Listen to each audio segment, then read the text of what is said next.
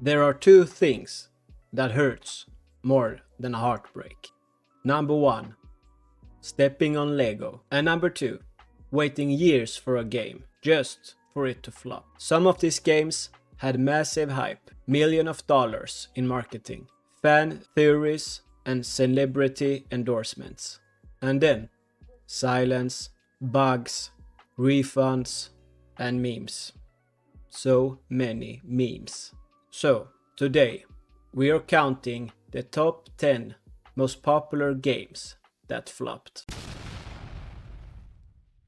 It's the freaking Avengers. You could make a tic-tac-toe game with Thor and people will buy it.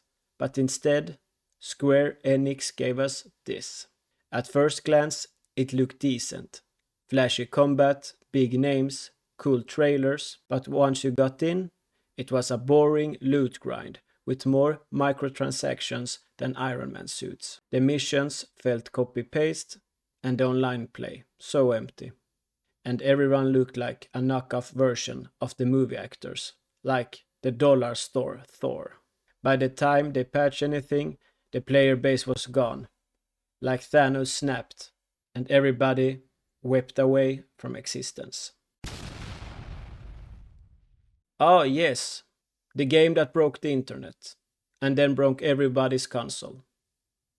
CD Projekt Red hyped this game, was gonna change gaming forever. And to be fair, it did. It made us fear pre-orders. Keanu Reeves showed up at E3, called us breathtaking, and we all believed. But then the game launched, and yeah, you know the history. PS4 couldn't handle it. NPCs walked through walls, cars floated, and the bugs were the only consistent gameplay feature. To be fair, Cyberpunk's kinda amazing now. Infinity galaxies, alien civilizations, and space battles. What we got was rocks, a lot of rocks, and a whole lot of walking. Players quickly realized the planets were copy-paste. The creatures looked like failed Pokemon, and the multiplayer didn't exist. To their credit, Hello Games did fix it. No Man's Sky today is actually great. Let me set the stage. You're flying around in a mech suit, fighting aliens, looting high-tech weapons. Sounds amazing, right? Now imagine all of that, but boring. Anthem had amazing flight mechanics, but that was it. The world was empty and the missions were repetitive. And the loot system broken. Even BioWare. Yeah, the Mass Effect people couldn't save it. Anthem was hype like the future of live service games, but ended up as a museum piece. 2032 had tornadoes, drones, wingsuits, futuristic tanks. It had everything. The game launched without a scoreboard, no voice chat, and the maps. Designed by someone who hates fun. Bugs were everywhere. Guns didn't shoot right. And the specialist? They felt like Fortnite skins in a military sim. Even DICE admitted they messed up. Players abandoned it faster than EA could say Battle Pass. This game looked amazing. Like better than real life amazing. But then it ended, like 5 hours later. That wasn't a game. That was a Netflix pilot. The Order was basically a movie with a controller. Lots of walking, QTEs, and cutscenes. By the time the gameplay started, you were already at the final boss. It's a shame, because the world was cool. Steampunk London, werewolves, knights, but yeah, no replay value, just vibes. What do you get when Platinum Games make a live service dungeon crawler that nobody asks for? You get Babylon's Fall. It had ugly graphics, clunky combat, and a live service system nobody understood.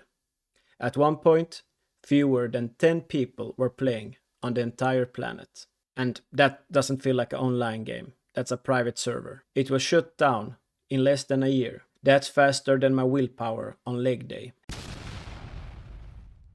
This game was in development for 14 years, and when it finally came out, it felt like it never left 1997. It had outdated jokes, ugly graphics, boring shooting. It was like watching your uncle try to be edgy on Facebook. Everyone wanted Duke back. What we got was Duke trying to flush a turd in a minigame. You're a vampire hunter in an open world horror co-op shooter. That sounds cool, right? Even for my broken English. But Redfall's enemies didn't even move. They just stood there, like confused mannequins, coming from Arcane, makers of Prey and Dishonored.